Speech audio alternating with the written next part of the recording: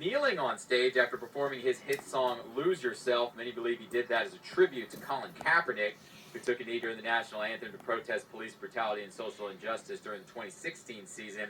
The NFL is saying they were aware that he was going to kneel in advance. Now, the performance getting rave reviews. I don't think I've ever seen a crowd more engaged, singing and dancing the whole time.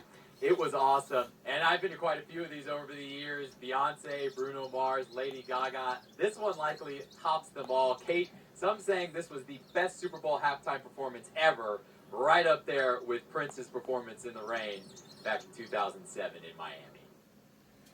Andy, thank you so much for that. And joining me now for more on this is former NFL wide receiver Dante Stallworth. Dante, it's great to see you again. What did you think of the game? You too.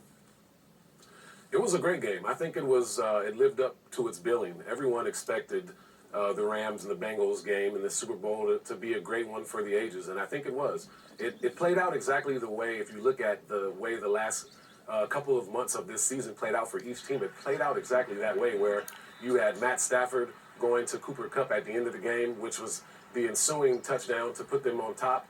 And then at the end of the game, you had the Bengals coming back, but the Rams stopped them, and Aaron Donald, who was a future Hall of Fame player, making the stop on fourth down to secure the win for the Rams. The halftime show, also worth talking about. Getting rave reviews. I mean, you just heard Andy Scholes kind of laying it out for us. Eminem taking a knee during the show, kind of echoing the protest launched by Colin Kaepernick. What did you think of that moment, especially given everything the league is facing right now, everything you and I have discussed? I think it was very important. I think Eminem has long been someone who's going to speak his mind, regardless of what most people think. And obviously, a lot of people agree with him, a lot of people don't in certain instances. But in this case, you look back to 2017 when he did his BET Cypher, where he essentially eviscerated the former president for speaking out in derogatory terms towards all the NFL players who were kneeling against racial injustices in this country. And so I think that was a very important moment, and I'd love to hear more from Eminem about, what his thoughts were going into this. But I think if he doesn't speak, it also, his kneeling spoke for itself.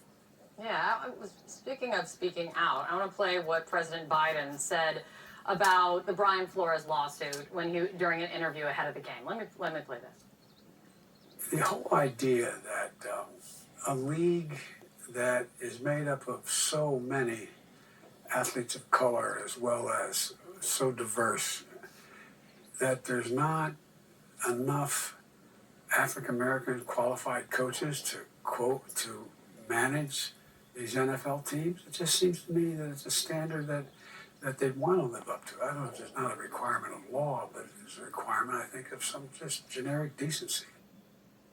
Dante, what did you think of that and kind of the state of play where things stand with the lawsuit and this conversation?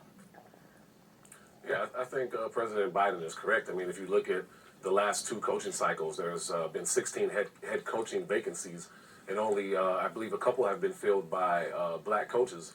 And going into this new season, you have a lot of coaches who are coordinators that haven't really gotten their shot. And obviously the Brian Flores allegations are something that the NFL is going to have to answer to and will have to answer to in the future until they correct these things. And I think now that, the Super Bowl is over and the 2022 NFL season has begun, the NFL needs to make this a priority just as much as they try to do with player safety and player health and all those other things that they put at the top of the line. This has to be at the top of the priority list for the NFL as well. And your voice is going to be important in this. Dante, thanks for coming on. It's good to see you. You too. Thank you.